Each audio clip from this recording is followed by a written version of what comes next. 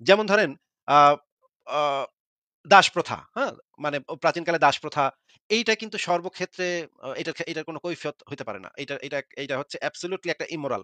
কিন্তু প্রাচীনকালে অনেক রাজা-বাদশারা করছে কারণ তাদের বাপ-দাদারা কইরা আসতেছে এজন্য তারা করছে। তখন আমরা এই জিনিসটাকে কনসিডার করি যে না তোমরা অনৈতিক কাজ করছো ঠিক আছে। কিন্তু তোমাদের একটা কৈফিয়ত আছে যে তোমরা এটা মানে তোমাদের একটা বড় ব্যবসা-বাণিজ্য এবং তোমাদের সাম্রাজ্য নির্ভরশীল ছিল হচ্ছে গিয়ে দাসপ্রথার উপরে। এইটা অনৈতিক তারপরেও তাদের কৈফিয়তটাকে আমরা কিছু, কিছু ক্ষেত্রে অ্যাকসেপ্ট করতে পারি। আ কিন্তু সেটা কিন্তু অনৈতিকই থাকলো। সেটা কিন্তু নৈতিক হয়ে গেল না। ভাইয়া দাসপ্রথা যেহেতু কথা তুললেন, এটা নিয়ে একটু কোয়েশ্চেন করে ফেলি তাহলে। যদি ওনারা এই এক্সকিউজটা দেয়, ধরেন যে তখন হয়তো একটা যুদ্ধ হলো। যুদ্ধ হওয়ার পরে ওই পরিবারের মানে যত ধরনের আর্নিং মেম্বার যাদেরকে আমরা বলতেছি, বাবা, ভাই বা অন্য যারা, তারা সবাই হচ্ছে যুদ্ধে মারা গেল। এখন যদি তারা যদি এই এক্সকিউজটা দেয় যে তাদের আসলে ওই মহিলাদের বা মা-বোনদের যাওয়ার কোনো জায়গা নাই। যদি তাদেরকে এভাবে ছেড়ে দেওয়া হয়, তারা কোনো অনৈতিক কাজে লিপ্ত হবে। না, না তাদের এই ছেড়ে দেওয়া এক্সকিউজটা হয় দিয়ে মানে যদি তারা ছেড়ে তাদের দেওয়া কাছে ভাই আমি ওয়েট, সে wait, wait, wait, wait, wait, wait, আচ্ছা, ওয়েট, ওয়েট, ওয়েট, ওয়েট এখানে তো আ থামাইতে আচ্ছা হবে। বলেন। মানে তাদেরকে তো বন্দী করে নিয়ে আসা হইতো। এবং তাদের মানে এমনকি এমনও দেখা গেছে তাদের স্বামীরাও জীবিত আছে। স্বামীদেরকেও একপাশে স্বামীদেরকে বাঁধছে, একপাশে মেয়েদেরকে বাঁধছে। মানে ইসলামের যে দাসপ্রথা হাদিসের ভিতরে দেখা যায় যে একপাশে মুশরিক স্বামীদেরকে বেঁধে রাখছে, একপাশে মানে মুশরিক স্ত্রীদেরকে বেঁধে রাখছে। স্বামীদের সামনে দিয়ে স্ত্রীদেরকে নিয়ে বিছানায় চলে গেছে নবীর সাহাবীরা। আ আবার মানে আচ্ছা, আক্রমণাত্মক যে জিহাদ গিয়ে একেকটা গোত্রকে বলা হইতো হুকুম দেওয়া হইতো যে তোমরা সবাই মিলে ইসলাম কবুল করো। নাইলে তোমাদের সবাইরে কতল করা হবে। তোমরা মুশরিক। তোমাদেরকে কতল করব আমরা। তোমরা ইসলাম গ্রহণ করতে হবে। তখন তারা বলত, "না আমরা ইসলাম গ্রহণ করব না।" তখন তাদের পুরুষদেরকে মেরে তাদের মা-বেটিকে গনিমতের মাল বানানো হইতো।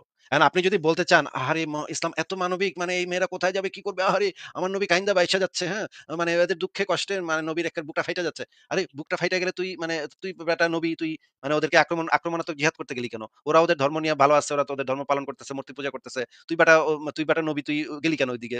ভেজাল করলি কেন? ওদের স্বামীদেরকে মারলি কেন? এইটার তো প্রশ্নের উত্তর আগে দিতে হবে। তাহলে আপনার তো আগে ইসলামে যে আক্রমণাত্মক জিহাদ আছে মানে জোরপূর্বক ইসলাম ধর্ম গ্রহণে বাধ্য করা এবং তাদের গলায় চাপাতি ধরে ইসলাম গ্রহণে বাধ্য করার জন্য যে মোহাম্মদ মানে ডাকাত বাহিনী পাঠাইতো বিভিন্ন জায়গায় লোকজন। এখন আপনি যদি এসে পরে যাই যদি বলেন, "না আরে মানে মেয়েদের কোথায় যাবে, কি করবে? আরে তাদেরকে একটু মানে করার জন্য।" আরে আগের স্টেপটা কোথায় গেল? আগের স্টেপে যে এই যে তাদের স্বামীদেরকে যে কেন মারলেন? মানে আপনার যে মানে নবীর যে সাহাবীরা তারা সেই স্বামীদেরকে কেন মারল? ধর্ম গ্রহণ না করার কারণে তাদের স্বামীদেরকে কেন হত্যা করা হইল? সেটার উত্তর তো আগে দিতে হবে। আচ্ছা, তার মানে আপনি ওই যে ফার্স্ট স্টেপটাতেই আগে কোয়েশ্চেন তুলতেছেন, এটাই তো? হ্যাঁ, আক্রমণাত্মক জিহাদ তো ইসলামে একটা বৈধ জিনিস এবং অমুসলিমরা আক্রমণ না করলেও আগ বাড়ায় গিয়ে তারা যদি ইসলাম ধর্ম গ্রহণ না করে তাহলে আগ বাড়ায় গিয়ে তাদের উপর আক্রমণাত্মক জিহাদ করা বৈধ ইসলামে। তাহলে এইটাই তো একটা মানে আচ্ছা, চরম অন্যায়।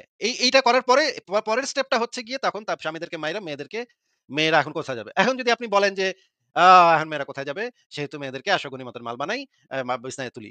এইটা যদি এটা তো নির্ভর করতেছে ওই যে ফার্স্ট স্টেপটার উপরে। ফার্স্ট স্টেপেই তো আপনি তাদের স্বামীদেরকে অনৈতিকভাবে হত্যা করছেন। হত্যা করার পরেই এখন বলতেছেন যে, মেয়েরা কই যাবে? মেয়েরা এখন বিছানায় উঠাইতে হবে।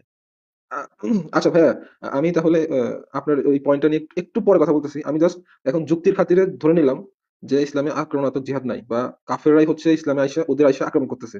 দেন যদি যদি মুসলমানরা জিতে তাহলে সিচুয়েশনটা কি হবে? দাস বানানোর ক্ষেত্রে? তারপরেও তো সেটা অনৈতিক হবে। একটা মানে মানুষ যখন অস্ত্র ফেলে দেয়, হ্যাঁ, একটা মানুষ যখন অস্ত্র ফেলে দিছে, তখন সে হচ্ছে যুদ্ধবন্দী। সে আর আপনার জন্য ইমিডিয়েট থ্রেট না। সে আর আপনার জন্য কোন ইমিডিয়েট থ্রেট যদি না হয়, তাহলে তার গলা কাটা, তাকে হত্যা করা, এটা তো আপনি করা যাবে না। এটা কিভাবে আপনি করবেন? বা তাদেরকে দাস বানানো, সেটাও করা যাবে না। কিভাবে করবেন? না ভাইয়া ওই যে ১ম ডেটা তো আমি বাদই দিলাম। সেটা হচ্ছে যদি ওনারা করে উল্টা, এখন যদি আমি আমার ওই যে আগের সিচুয়েশনটাতে আসি যে এছাড়া আর কোনো অপশন নাই বা তাদের এই সমস্যাটা হচ্ছে, তখন তাহলেও কি তো জিনিসটা তাহলে কি তাহলে তো ঠিক হচ্ছে হয় না। কিনা? তাহলে তো হচ্ছে না। মেয়েদেরকে তো বন্দী করে আনা হইতো ভাই। মেয়েদেরকে বন্দী কেন করা হইতো? ওরা কোথায় যাবে, কি করবে? এত দুঃখে তাদেরকে কি আপনি বন্দী করতেন? মানে আপনার মানে জিহাদি ভাইরা কি তাদেরকে বন্দী করতো নাকি? এটা তো করত না। বন্দী করা মানেই হচ্ছে তাদেরকে ধরে বেঁধে নিয়ে আসা। জোরপূর্বক তাদেরকে নিয়ে আসা। তারা যদি নিজেরা চলে আসতো, তারা যদি নিজেরা মুসলমান এমন যদি আমরা হাদিসে পাইতাম যে মানে স্বামীদেরকে মেরে ফেলছে, তখন মেয়েরা বইসা কাঁদতেছে, "আমরা এখন কোথায় যাবো? আমাদের নিয়ে যাও। হে নবী আসো আমাদেরকে নিয়ে যাও।" পিছনে ঘুরতেছে। ওরা নবীর সাহাবীরা আচ্ছা, বলছে, "না, না আমরা লাগবে না। যাও, চলে যাও। মেয়েরা তোমরা আমাদের পেছনে এসো না। তোমরা খবরদার আমাদের পেছনে আসবে না। তোমরা কিন্তু আমাদের পেছনে আসবে না।" তখন মেয়েরা বলল, "না, না হুজুর, নবী তুমি তো আমাদের তো স্বামী মারা গেছে। এখন তো তুমি ছাড়া গতি নাই। তোমার আমার অনেক হ্যান্ডসাম লাগতেছে। তোমার আমার শাহরুখ খানের মতো সুন্দর লাগে। তোমার দেখে আমার রাতে ঘুম হয় না। আসো আমার প্লিজ বিছানায় নাও।" এরকমের যদি আমরা হাদিসে এরকম বর্ণনা আচ্ছা, পাইতাম তাইলে আমরা এই যেই জিনিসটা আপনি দাবি করতেছেন তখন আমরা সেই জিনিসটা নিয়ে আলোচনা করতে পারতাম। কিন্তু এরকম তো কোনো রেফারেন্স আপনি খুঁজে বের করতে পারবেন না।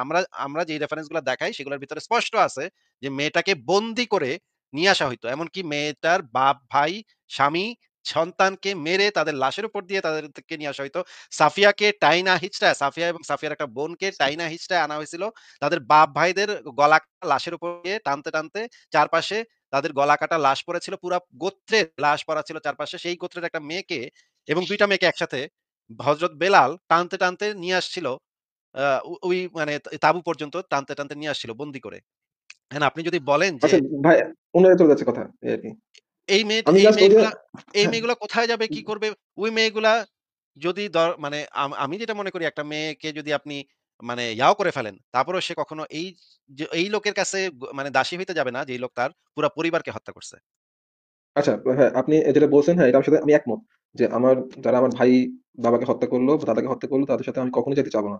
কিন্তু তাদের যদি আমি চিন্তা করি আল্টিমেট বেটারমেন্ট এর জন্য যদি এটা যদি হয় তাহলে কি জিনিসটা অনৈতিক হবে কিনা? আল্টিমেট বেটারমেন্ট হবে তাদের কনসেন্টটাকে, তাদের সম্মতিকে আ যদি অ্যাকনলেজ করে কেউ, তখন শুধুমাত্র সেটা হবে তাদের আল্টিমেট ভালো। তাদের কনসেন্ট, তাদের সম্মতিকে অ্যাকনলেজ করলে যে তারা একটা স্বাধীন মানুষ, তাদের একটা সম্মতি আছে। এইটাকে শুধুমাত্র অ্যাকনলেজ করলে সেইটাই একমাত্র আল্টিমেট তাদের জন্য ভালো। এছাড়া তারা যদি না খায় মরে, শোনেন ভাই, মানুষের সবচাইতে জি। বড় ব্যাপার হচ্ছে একজন মানুষের জীবনের থেকে সবচাইতে বড় ব্যাপার হচ্ছে মানুষের হিউম্যান ডিগনিটি। মানুষের মানে যে সম্মান, মানুষ হিসেবে তার একটা সম্মান। এই সম্মানটা যেখানে থাকে না সেখানে মানুষের জীবনের কোনো মূল্য নাই।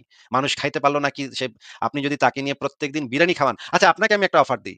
আপনাকে আমি দাস বানাবো এবং আমি ভাই জার্মানিতে থাকি। আমার ইনকাম কিন্তু বেশ ভালো। হ্যাঁ? আপনি যদি বাংলাদেশে থাকেন তাহলে আ আপনার মানে ইনকামের সাথে কনসিডার করলে আমার বেতন ভাইয়া মানে অনেক ভালো। প্লিজ আমি আসলে ওই দাসত্ব নিয়ে কথা বলতে চাচ্ছি না। জাস্ট এই একটা না, না, না, মানে না, না, অনৈতিক না, নৈতিক না, না, ব্যাপারটা নিয়ে জাস্ট জানতে আপনাকে চাচ্ছিলাম। জাস্ট আপনাকে একটা অফার দিচ্ছি। আপনাকে আমি দাস বানায় বাসায় এনে রাখবো। প্রত্যেকদিন হাজির বিরিয়ানি, ফখরুদ্দিনের বিরিয়ানি এবং আরাম-আয়েশ আপনি পাবেন। জাস্ট আপনি দাস। মানে আপনার স্ট্যাটাসটা হবে দাসের। হ্যাঁ? আপনি কোন স্বাধীন মানুষ না। আপনার স্ট্যাটাসটা হবে দাসের। ভালো জামাকাপড় দিব, আরামে থাকবেন, একটা রুম দিব। সেখানে মানে খাইবেন আর মদ খাইবেন আর মানে খাওয়া-দাওয়া করবেন, মৌজ ফুর্তি করবেন, ডিস্কো করবেন, পার্টি করবেন। সবই দিব। খালি আপনার স্ট্যাটাসটা হবে দাসের। আপনি কি এগ্রি করেন কিনা বলেন তো? আ না অবশ্যই I would not love to। কেন, কেন, কেন? কারণ আমি অবশ্যই চাইবো আমি ফ্রি হয়ে থাকতে। আমি তো কোন একটা অধীন হয়ে থাকতে চাইবো না। এটা তো স্বাভাবিক। মানে মানে আপনার মানে আত্মসম্মান, আপনার মানুষ হিসেবে যে আপনার মানে হিউম্যান ডিগনিটি সেইটা আপনার মনে করেন আপনি খাইতে পড়তে পারতেছেন না বাংলাদেশে। চাকরি-বাকরি নাই, খুব খাওয়া-দাওয়া, জিনিসপত্রের দাম অনেক বেশি। এই অবস্থায় কি আপনি করবেন এটা? না তখনও করব না। ভাইয়া এটা কি একটু বাদ দেওয়া যায়? আমি তো আসলে ওই যেগুলো তাহলে নিয়ে কোয়েশ্চেন করতে তাহলে তো চাচ্ছিলাম। তাহলে তো আপনি আমার উত্তর দিয়ে দিচ্ছেন। আপনি তো আমার উত্তর দিয়ে দিচ্ছেন যে একজন মানুষের জীবনের সবচাইতে মূল্যবান হচ্ছে একজন মানুষের হিউম্যান ডিগনিটি। এই হিউম্যান ডিগনিটিটা নষ্ট করা হয় দাসপ্রথার মাধ্যমে। একজন মানুষ জন্মগতভাবে স্বাধীন, সেই স্বাধীনতাকে হরণ করা হয় দাসপ্রথার মাধ্যমে। তার কোনো সম্মতি বলে আর কিছু থাকে না। তার অস্তিত্ব বলে কিছু থাকে না। তার অস্তিত্বের মালিকানা চলে যায় আরেকজনের কাছে। তার চিন্তা, তার অস্তিত্ব সবকিছুর মালিকানা চলে যায় আরেকজনের কাছে। এইটার থেকে অবমাননাকর, এটার থেকে অপমানজনক তো মানুষের জীবনে আর কিছু হইতে পারে না। এইটাকে আপনি কিভাবে মানে ইয়া করবেন, মানাইবেন যে খাইতে পারবে না, ওরা না খেয়ে মরে যাবে। আরে হ্যাঁ, হ্যাঁ, হ্যাঁ। মানে কোথায়, কোথায় ঘুরবে, কি করবে? আহারে রাস্তায়, রাস্তায় ঘুরবে, ভিক্ষা করবে। ওরা ভিক্ষা করে খাইলে ভিক্ষা করে খাবে। তাতে সমস্যাটা কোথায়? ভিক্ষা করে খাইতে তো কোনো সমস্যা নাই। তারা যদি না খেতে পারে তাহলে না খেয়ে মরে যাবে। তাতেও আমার কোনো প্রবলেম নাই। একজন মানুষ যদি না খেতে পেয়ে মরে যায় তাতে আমার আমি হ্যাঁ, একদিক থেকে প্রবলেম আছে। আমি চেষ্টা করব তাকে একটু খাবার দিতে। কিন্তু যদি সে মরে যায় তারপরেও আমি এতটা আতঙ্কিত হব না, যদি ততটা আতঙ্কিত হব যতটা তাকে যদি দাসে পরিণত করা হয় তাতে আমি যতটা আতঙ্কিত হব, সে যদি মরে যায় তাতে আমি এতটা আতঙ্কিত হব না। কারণ মৃত্যু হচ্ছে একটা স্বাভাবিক বিষয়। মানুষ জন্মাবে, মানুষ মরবে, মানুষ খাইতে পারবে কয়েকদিন, কয়েকদিন খাইতে পারবে না। এটা মানুষের জীবনের একটা অংশ। এটাতে কোনো সমস্যা নাই। সমস্যা হচ্ছে একজন স্বাধীন মানুষকে দাসে পরিণত করা, এটা তো একটা বিরাট সমস্যা। ভাই আপনি যে ওই তখন যে আমি জিজ্ঞেস করলাম আমি যে ওই যে পরিস্থিতি বা পরিবেশের উপর ডিপেন্ড করে কিনা। আমি এজন্য জিজ্ঞেস করলাম যে এখনকার সময়ে হ্যাঁ, সেটা ঠিক। কেউ চাইবে না বা এই এখন জিনিসটা না, না, আসলে না, খুবই এখনকার সময় না। awkward। সবসময়, সবসময়। এটা একদম মানে সবসময় যত হ্যাঁ, সবসময়। সবসময় আচ্ছা। একজন মানুষ কখনোই চাইবে না দাস হইতে। একজন মানুষ কখনোই চাইবে না নিজের অস্তিত্বের মালিকানা আরেকজনের কাছে থাকবে। মানে নিজের চিন্তার মালিকানা, আ নিজের মালিকানা, আমার মালিকানা আরেকজন, আমি একটা গবাদি পশু। আমি একটা পশুর মতো যে আমার মালিকানা আরেকজনের হাতে। এইটা মানব ইতিহাসে কোন লোক সুস্থ অবস্থায় চাইতে পারে না তো। আচ্ছা তার মানে হচ্ছে এই যে মোরালিটি জিনিসটা পরিবেশ পরিস্থিতির উপর ডিপেন্ড করে না। এটা আসলে যেটা নৈতিক সেটা সবসময় নৈতিক, যেটা অনৈতিক সেটা অনৈতিকই।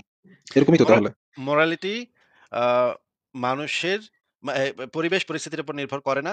কিন্তু এখানে একটা কথা আছে যে আমাদের জ্ঞানের সীমাবদ্ধতার কারণে এবং আমাদের অপশনের সীমাবদ্ধতার কারণে অনেক সময় আমরা একটা জিনিস সম্পর্কে একটা অনৈতিক সিদ্ধান্ত নিতে পারি।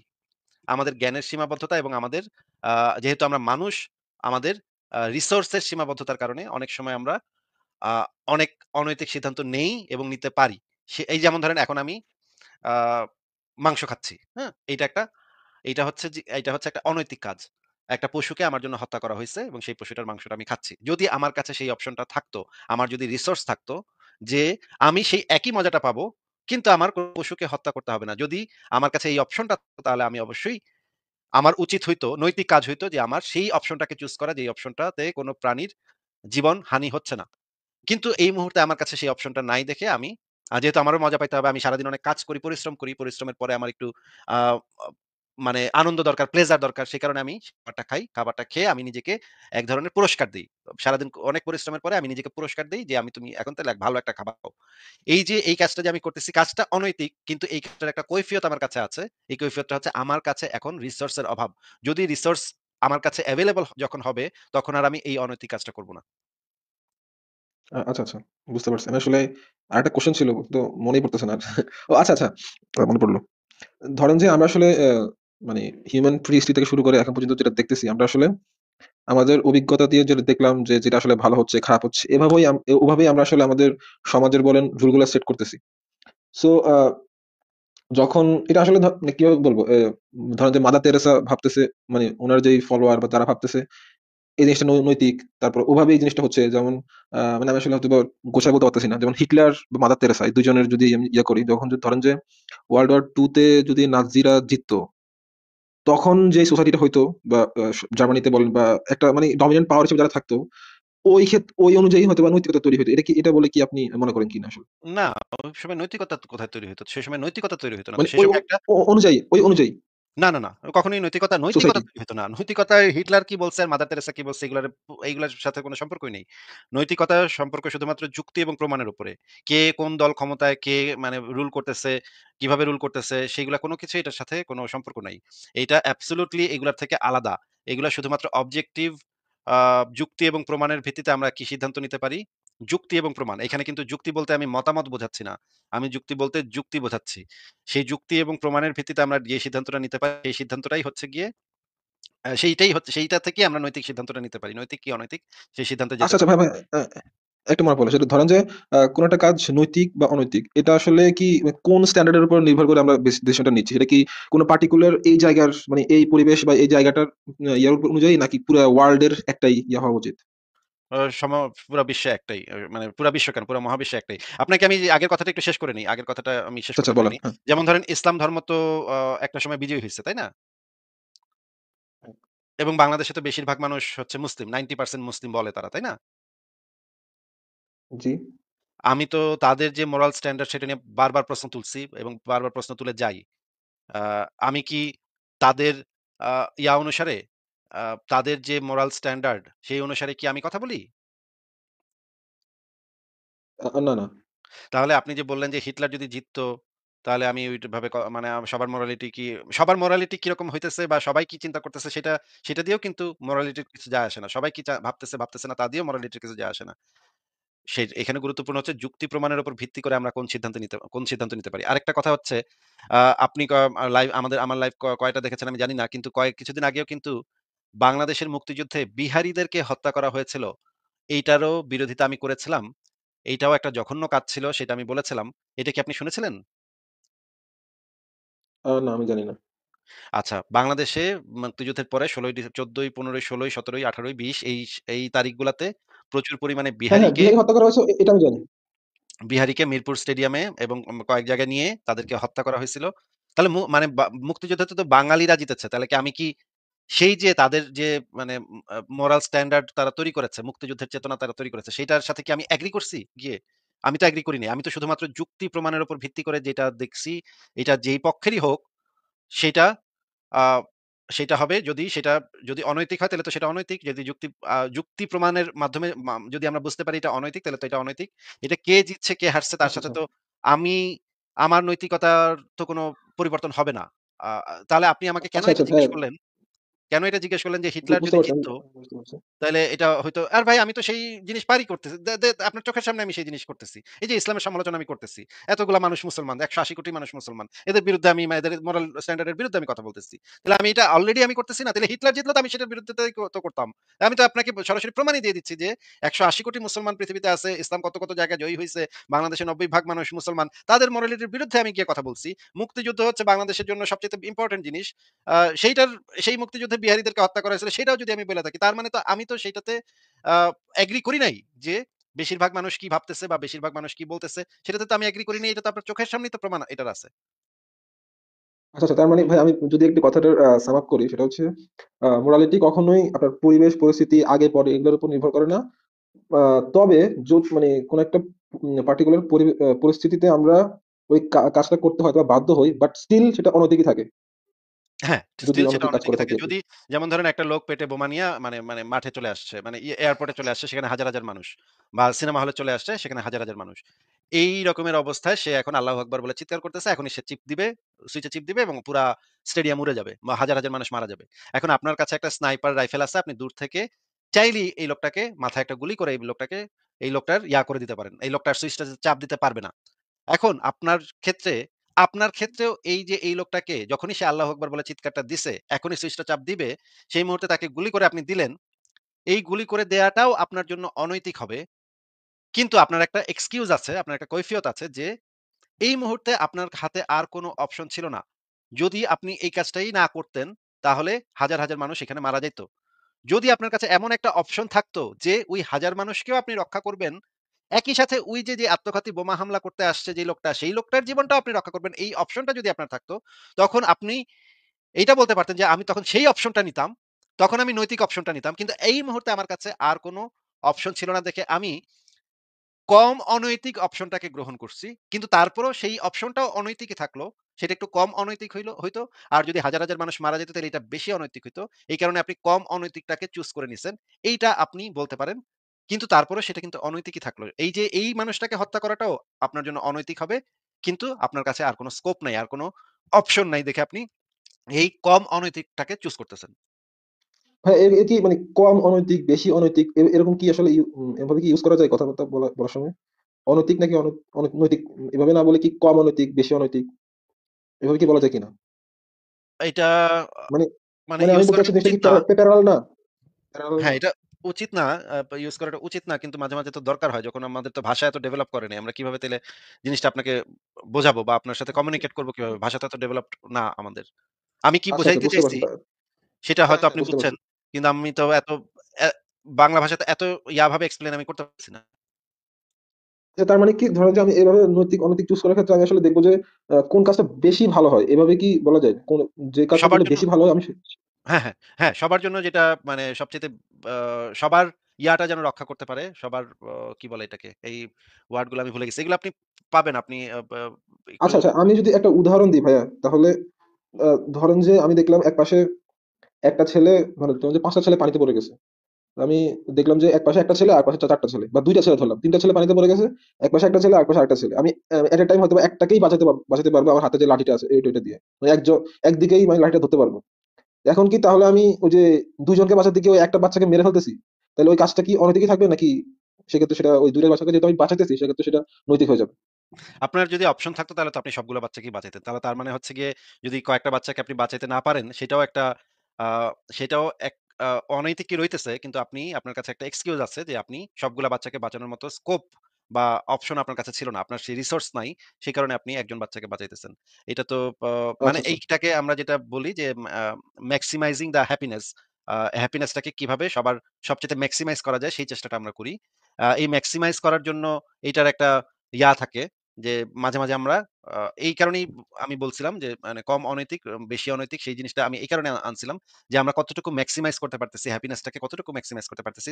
তারপরেও যদি একজন মানুষের যদি হ্যাপিনেসকেও যদি আমরা হার্ম করি সেটাও অনৈতিকই থাকবে। আচ্ছা বুঝতে পারছি। এই যে আপনি বললেন একটা কথা যে হ্যাপিনেসটা ম্যাক্সিমাইজ করা। এখন এটা এই এটা যে মানে এই জিনিসটা যে নির্ভর করতেছে রিসোর্স এর উপরে। আমার কাছে কতটুকু রিসোর্স আছে, আমার কাছে কতটুকু নলেজ আছে, সেই জিনিসগুলোর উপর নির্ভর করতেছে আমি কতটুকু করতে পারবো এবং আমার সেই করাটার সদিচ্ছা আছে কিনা। সদিচ্ছা যদি থাকে তাহলে আমি চেষ্টা করব আমার রিসোর্সটাকে ব্যবহার করে কতটুকু ম্যাক্সিমাইজ করতে পারতেছি। আর যদি সদিচ্ছাটা না থাকে, এই সদিচ্ছাটা থাকাটাই হচ্ছে এইজন্য ইম্পোর্টেন্ট। এ ভাই আপনার শেষ এই যে প্রশ্নটা করেন তাহলে আমরা তাহলে পরের জনের কাছে যেতে হবে। আচ্ছা, ওই প্রশ্নটা তাহলে বাদ দিলাম। আমি এইটা লেস ধরে একটু কোশ্চেন করতে চাই। সেটা হচ্ছে আমি এখন এই জিনিসটা ক্লিয়ার হতে পারি নাই। যে এই যে হ্যাপিনেসটা ম্যাক্সিমাইজ করা বলেন বা কি বলে যে কম অনৈতিক বেশি মানে যেখানে বেশি অনৈতিক অনৈতিক জিনিস হচ্ছে সেখানে কম অনৈতিক জিনিসটা করা।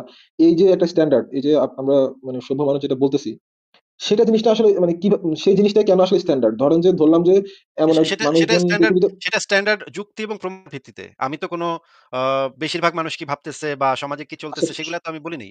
আমি প্রত্যেকটা সময় বারবার বলতেছি যুক্তি এবং প্রমাণের ভিত্তিতে আমরা আচ্ছা, ডিসিশনটা মেক করি। মানে যুক্তি বা যুক্তি প্রমাণ যেটা বললেন এটাই কেন স্ট্যান্ডার্ড? ধরেন যে ধরলাম যে আগামী পৃথিবীতে ২০০ বছর পর দেখলাম যে 99.999% ই ধরেন যে মুসলমান। লেটস সে এটা জাস্ট হাইপোথেটিক্যাল সিনারিও। ওদের কাছে জিনিসটা আসলে এরকম না যে ওই যে কি বলে যুক্তি তথ্য প্রমাণটাই আসলে স্ট্যান্ডার্ড। যে আল্লাহ পাক যেটা বলছে বা সৃষ্টিকর্তা থেকে যেটা আসছে এটাই স্ট্যান্ডার্ড। তো তাতে কি তখন কি তাতে কি? তখন তাদের স্ট্যান্ডার্ডটা কি সেটার সাথে তো যুক্তি প্রমাণের কোনো সম্পর্ক নাই বা নৈতিকতার কোনো সম্পর্ক নাই। পৃথিবীর সমস্ত মানুষও যদি একটা অনৈতিক মানে এখন যদি মনে করেন আবার দাসপ্রথা ফেরত আসলো, সবাই দাস মানে রাখা শুরু করল। তাতে তো দাসপ্রথাটা তো তার তখন নৈতিক হয়ে যাবে না, অনৈতিকই তো থাকবে। আচ্ছা মানে সেটা আপনার পয়েন্ট অফ ভিউ থেকে অনৈতিক থাকবে, তাদের পয়েন্ট অফ ভিউ থেকে আবার আমার নৈতিক হয়ে পয়েন্ট যাবে। অফ ভিউ থেকে না, যুক্তি প্রমাণের উপর ভিত্তি করে যখন আমরা ডিসিশনটা নিব, যুক্তি প্রমাণ ওই ২ টা অ্যাবসোলিউটলি একই রকম থাকবে। ওই ২ টার তো পরিবর্তন হবে না। মানে সমস্যা হচ্ছে এটার উপর বেস করে ডিসিশনটা নিচ্ছেন আপনি। উনারা তো নিচ্ছেই না। এটা তো উনারা ওরা তো মানে নিচ্ছে স্ট্যান্ডার্ডই ধরেন। অন্ধবিশ্বাসের উপর, ওদের স্ট্যান্ডার্ড তো অন্ধবিশ্বাস। সেটার তো তাহলে তো সেটা নৈতিকতা অনৈতিকতা না। সেটা তো হচ্ছে গিয়ে আচ্ছা, আচ্ছা। তারা একটা নির্দেশ পালন করতেছে। তাদেরটা তো নৈতিকতা অনৈতিকতাই তো না সেটা। ভাই আচ্ছা নৈতিকতার তাহলে সংজ্ঞাটাই হ্যাঁ, হ্যাঁ। হচ্ছে বুঝছি। বুঝছি। ওইটাকে নৈতিকতা আ কেমনে ওটা বলবেন আপনি? ওইটা তো একটা হ্যাঁ, হ্যাঁ। নির্দেশনা পালন। আমাগো হুজুরে কইছে, আমাগো নবী কইছে, আমাগো আল্লাহ কইছে। আল্লাহ কইছে এইজন্য হ্যাঁ, ওটা শিশু একটা বিবাহ অর্ডার। আল্লাহ কইছে এইজন্য শিশু বিবাহ নৈতিক কাজ। আল্লাহ কইছে এইজন্য দাসী রাখা নৈতিক কাজ। আল্লাহ কইছে এইজন্য গনিমতের মাল নেয়া নৈতিক কাজ। এইটা তো আল্লাহ কইছে। এটা তো একটা জায়গা থেকে এটা তো একটা সাবজেক্টিভ একটা এই যখনই কেউ কইবে, যখনই একটা জায়গা থেকে আসবে, একটা ব্যক্তি থেকে আসবে বা একটা জায়গা থেকে আসবে জিনিসটা যে তার নির্দেশনা তাহলে তো সেটা একটা সাবজেক্টিভ হইলো, ওপিনিয়ন হইলো বা সাবজেক্টিভ একটা আচ্ছা, মতামত হইলো। আচ্ছা বুঝতে পারছি। তার মানে ওই যে ভালো খারাপের যদি আমি অনৈতিকতার দিকে নাই যাই, ধরেন যে ভালো খারাপ আমরা মুসলিমরা যেভাবে ডিফাইন করি যে যেটা আল্লাহর নির্দেশে আমরা করতেছি সেটা ভালো বা যেটা আল্লাহ বোধ করতে বলে নাই সেটা হচ্ছে খারাপ। আর যারা এর বাইরে আছে যারা মানে আমি এর বাইরে তাহলে যারা আছে তো তারা বলতেছে হ্যাঁ, তাহলে তো হ্যাঁ, হিটলারে কইছে এইজন্য এটা ভালো। হিটলারে কয় নাই এইজন্য এটা হারাম। একই তো এইটার সাথে তো এটার কোনো পার্থক্য নাই। একজনে কইছে ওইটা ও পাবলিকে করতেছে। হ্যাঁ? হ্যাঁ মানে মুসোলিনি ওইজন্য কইছে, তখন হিটলারে হিটলারের কইছে উদাহরণটা এজন্য হ্যাঁ, এইটা তো এইজন্য উদাহরণটা সম্পূর্ণ দিয়েছিলাম যে এইটাকে তো আমি তখন থেকেই রিজেক্ট করতেছি। এটা তো নৈতিকতার কোনো মানে সংজ্ঞার ভিতরে তো এটা পড়ে না। এটাকে তো নৈতিকতার ধারে কাছে না আপনি নৈতিক নিতে পারবেন না। আচ্ছা নৈতিকতার ধারে কাছে নিলাম না। ভালো খারাপের ধারে কাছে নিলাম। তাহলে ধরেন যে ভালো খারাপ তো আল্টিমেটলি নির্ভর করতেছে নৈতিক নাকি অনৈতিক তার উপরে না ভালো খারাপ নির্ভর করতেছে। ভালো খারাপ আপনি নৈতিক অনৈতিকের ধারণা ছাড়া আপনি ভালো খারাপ কিভাবে বাইর করবেন? আশ্চর্য কথা। না জিনিসটা কি উল্টা না? তাহলে মানে ভালো খারাপ থেকেই তো নৈতিকতার ধারণা আসে। এরকম না জিনিসটা? যে ভালো হইলে ভালো হচ্ছে বা সেটা নৈতিক হচ্ছে তখন আচ্ছা এভাবে না হ্যাঁ, আসে? আচ্ছা ঠিক আছে। হ্যাঁ, আপনার কথা ঠিক। ভালো খারাপ আচ্ছা ঠিক আছে। এটা যদি আপনি এভাবে চিন্তা করেন তাহলে আপনার কথা ঠিক আছে। যদি আপনি আ কিন্তু এটা তো নির্ভর করতেছে যুক্তি প্রমাণের উপরে মানে অ্যাবসোলিউটলি যুক্তি প্রমাণের উপরে নির্ভর করে। আচ্ছা নৈতিকতার সংজ্ঞাটা কি? যদি একটু আমাদেরকে আপনার সংজ্ঞাটা কি না একটু যদি ভাইয়া, বলতেন? না আমি আসলে ওটা নিয়ে ডিবেটে যেতে চাচ্ছি না। আমি আসলে বলতে চাচ্ছি আল্টিমেটলি জিনিসটা কি আসলে আমাদের মানে মেক্সিমাম পিপল এর ওপিনিয়ন এর উপরেই ডিপেন্ড করতেছে না আসলে? ওপিনিয়নের উপর এজন্যই ডিপেন্ড বললাম। করে না। ওপিনিয়নের উপর ডিপেন্ড করে না। না, একবারেই করে না। মানে ধরেন যে আমরা আমি আপনি ভাবতেছি যে আমি আপনি জিনিসটাকে এগ্রি করতেছি হ্যাঁ, সবকিছুকেই আসলে যুক্তি তথ্য প্রমাণের উপরে ডিপেন্ড করে তারপরে একটা ডিসিশন আসা উচিত যেটা কি ভালো নাকি খারাপ। তার মধ্যে দেখলাম যে এরকম মানুষ শুধুমাত্র আমরা ৫ জন আছি। বাকি সবাই ভাবলো যে না উপর থেকে যেটা আসছে ওইটাই আসলে কোনটা ভালো খারাপ। তাহলে আমি আমার স্ট্যান্ডার্ডে আমি যে স্ট্যান্ডার্ডটা বানায় নিছি তাদের স্ট্যান্ডার্ডে ওইটা অনৈতিক কাজ অনৈতিক না অনৈতিক বাদ দিয়ে বললাম যে এটা ভালো কাজ যেটাকে আর ওরা বলল আমাদেরটা খারাপ কাজ। তো আসলে কি এই জিনিসটা কি আসলে আল্টিমেটলি সবার ওপিনিয়ন এর দিকে যাচ্ছে না যে মেক্সিমাম না, মানুষ কোনটাতে সাফার অপিনিয়ন করতেছে অপিনি অ ওটাতে অপিনিয়নের উপর ভিত্তি করে সমাজে হয়তো গণতন্ত্র চলতেছে বা আইন কাঠামো বিচার ব্যবস্থা চলতেছে। কিন্তু নীতি নৈতিকতার ধারণা চলতেছে না। নীতি নৈতিকতার ধারণা শুধুমাত্র যুক্তি প্রমাণের উপরে আ মানে বেস করে চলবে। আইন কানুন চলতে পারে সেটা যুক্তি প্রমাণকে মানতেও পারে, নাও পারে। সেটা মেক্সিমাম জনগণ সেটা যেই মতামত দিবে সেই অনুসারেও চলতে পারে। এই কারণে আইন এবং নৈতিকতা এই ২ টা আলাদা জিনিস। আইন সবসময় যে নৈতিক হবে এমন কোনো কথা নাই। আবার আইন যে সবসময় অনৈতিক হবে এমনও কোনো কথা নাই। আইন নৈতিকতার যে ইয়াটা আছে যুক্তি প্রমাণের উপর ভিত্তি করে যে নৈতিকতার জ্ঞান মানুষের তৈরি হয় সেটার সাথে কম্প্যাটিবল হইতে পারে আইন, আবার কম্প্যাটিবল নাও হইতে পারে। ওই হ্যাঁ, আইনটা হ্যাঁ, আচ্ছা। আসে হচ্ছে গিয়ে মেক্সিমাম মানুষের ওপিনিয়ন থেকে সেই আইনগুলা তৈরি হয় বা সমাজের প্রথা তৈরি হয়, সমাজের কালচার তৈরি হয়। কিন্তু সেটা এই যে নট এই নেসেসারি যে কথাটাই আচ্ছা, আচ্ছা। নট জি, নেসেসারি জি, যে জি। সেটা সবসময় নৈতিকতার মানে জিনিসপত্র যুক্তি প্রমাণ ঘাটাঘাটি করে তারপর সেটা তৈরি হইছে। হুম, এমন নট নেসেসারি। হুম, বুঝতে পারছি। মানে আমি কি বলতে চাচ্ছিলাম হয়তো আপনি বুঝতে পারছেন যে মেক্সিমাম মানুষজন ভাবলো যে এটাই ঠিক। আমরা যেটা করতেছি এটাই ভালো। নৈতিক অনৈতিক প্রশ্নে গেলাম না। যেটা ওইটা আসলে যুক্তিতথ্য প্রমাণ দিয়ে অ্যা ডিফাইন করে।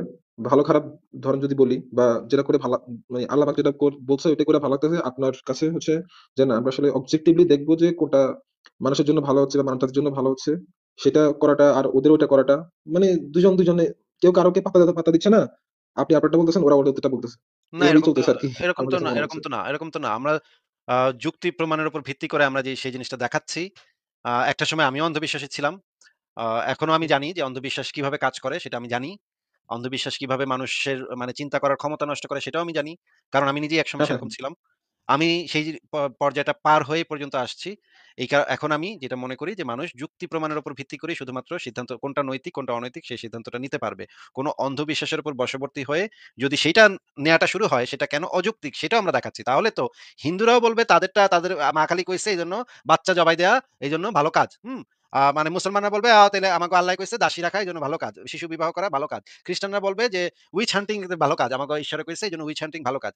এই জিনিসগুলা আমরা এনালাইসিস করার পরেই আমরা এই সিদ্ধান্তে আসছি যে শুধুমাত্র নৈতিকতা নির্ভর করবে শুধুমাত্র যুক্তি প্রমাণের উপরে। কে কি কইছে, কোন বেড়ায় উপর থেকে কে কি কইছে সেটার উপরে নৈতিকতা নির্ভর করবে না। এখন আপনি যদি মনে করেন যে তাইলে না ওরাও এক ধরনের কথা কইতেছে, আবার ওরাও আরেক ধরনের কথা কইতেছে। একজন আরেকজনের মানতেছে না। তাইলে ২ টাই মনে হয় সেইম। এটা যদি আপনি না, মনে না করেন সেম না। তাইলে তো ভাই এটা তো তাহলে তো ভাই মানে আপনি যদি মানে ২ জনকে পাশাপাশি রাখেন এভাবে তাহলে তো আমার আর কিছু বলার নাই। কিন্তু আমাদের মানে পয়েন্টটা হচ্ছে আমরা যুক্তির মাধ্যমে প্রমাণের মাধ্যমে সেই জিনিসগুলাকে প্রুফ করতে পারি।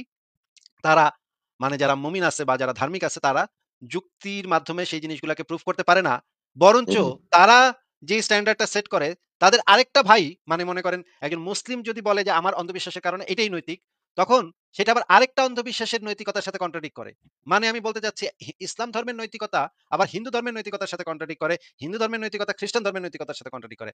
তাদের ভেতরে যে জিনিসগুলো আছে সেগুলো একটা আরেকটার সাথে আবার কন্ট্রাডিক্ট করে। এখানে যদি আপনি ২ টা সেট তৈরি করেন আস্তিক এবং নাস্তিক, আম আ নাস্তিকরা যেটা বলতে চাচ্ছে সেটা হচ্ছে যুক্তি প্রমাণের উপরে ভিত্তি করেই এইটা মানে নির্ধারিত হবে।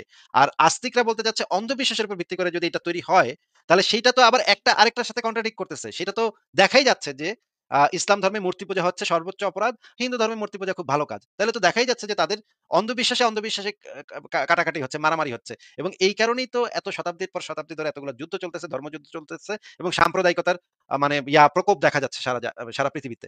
এইটা তো এই অন্ধবিশ্বাসের ক্ল্যাশের মধ্যেই।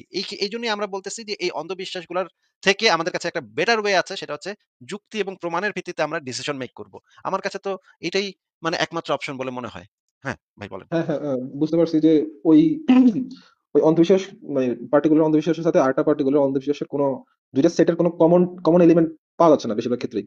২ টা আলাদা মানে মিউচুয়ালি এক্সক্লুসিভ জিনিসপত্র। হ্যাঁ, ঠিক আছে ভাই অনেক ভালো লাগলো কথা বলে। তাহলে আজকে আচ্ছা, আপনাকে আমরা বিদায় জানাই। আচ্ছা। শেষ ঠিক আছে কিছু ভাই, বলতে থ্যাংক ইউ, চাইলে বলেন। Thank you. শেষ কিছু বলতে চাইলে বলে দেন। আরেকটা আরেকটা কোয়েশ্চেন ছিল আরকি, সেটা তো এখন করতে গেলে সময় অনেক হয়ে গেছে। অনেকেই আছে, ওয়েট করতেছে।